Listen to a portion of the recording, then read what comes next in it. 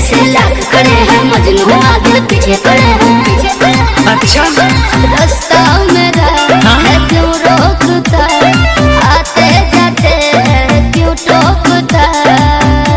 रोकूंगा डोली लेके जाएगा होगा जिसमें दम।